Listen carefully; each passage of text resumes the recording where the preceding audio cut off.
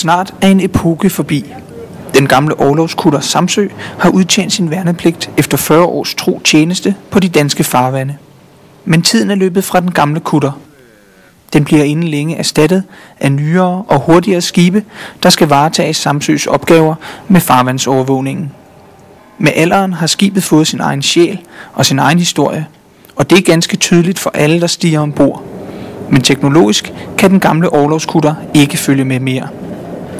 Kutteren er lige nu ude på sit sidste togt med sin 9 mand store besætning.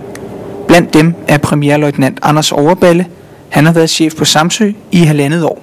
Jamen Samsø, som vi står på her, det er jo tilbage fra 69. Og i dag står vi i år 2009, det vil sige, det er jo 40 års historie, som vi sejler rundt på her. Skibet har jo 40 år, både udvendigt på skroget, men også indvendigt 40 års historie, brug og den slags, som det vil, hvis det kunne fortælle historier, var der sikkert meget at fortælle. Det er jo slut her fra slutningen af april måned, hvor det bliver solgt på auktion. Når man kommer ned i skibet, så vil man jo mærke med det samme, at der er jo en sjæl, når man kommer derned. Det har været brugt igennem mange år, og det har sat tidens tand har jo sat sin spor på det.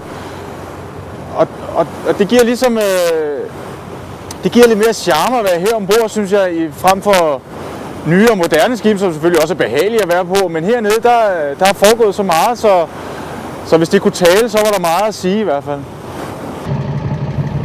Den 26. marts lægger Samsø til kaj for sidste gang, men så har hun også været en fast del af den danske flåde i 40 år. En epoke i søværnet er forbi.